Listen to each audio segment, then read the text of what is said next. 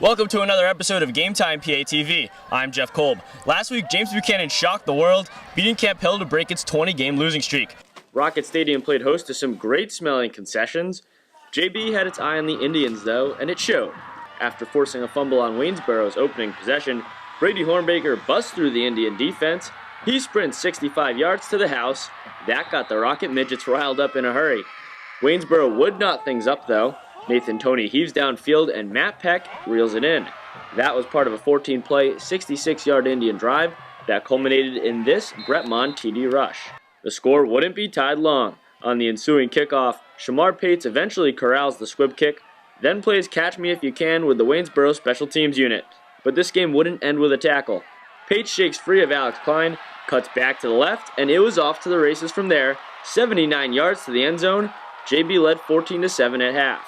The Rockets kept the momentum going in the third quarter. It's Hornbaker again with the TD run, this time from just 4 yards out.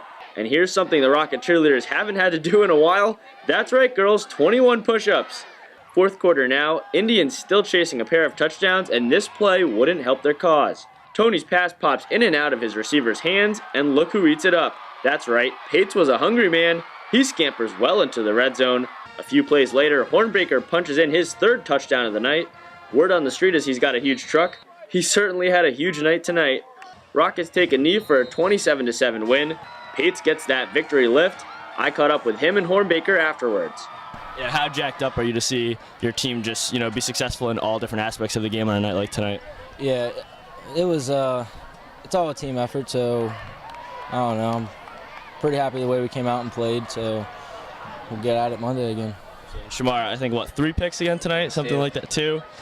Just talk about your defense and the team being able to come up and get a win here tonight. How rewarding is that? It's a great reward because I remember from the beginning of the season I said I would like these seniors to get a couple of wins, and now that we're doing it, just feels great to do that. How big is it to do this at home in front of these Rocket fans? That's what we've been talking about all week. You guys are going to feel more satisfaction coming out here and doing it in front of your own home fans with more of them, and they fed off the crowd the second half. They made plays, you saw that, and just, great victory for us. Checking out other action around Franklin and Fulton counties, Chambersburg comes through with a 23-20 win over Central Dauphin, snapping an 18-game losing streak against the Rams. Ryan Martin threw for 160 yards and a pair of touchdowns for the Trojans, and Jamal Pickett was back in action, racking up 65 yards on the ground. Shippensburg got some breathing room after last week's overtime thriller, shutting down West Perry 21-zip. Dylan Herb found the end zone, and William Burt went for 136 yards of rushing. And Greencastle lost in double overtime to Gettysburg. David Woody punched in a pair of touchdowns on another 100-yard effort, but Warrior QB Jesse Stouch wreaked enough havoc to get Gettysburg its first win of the fall.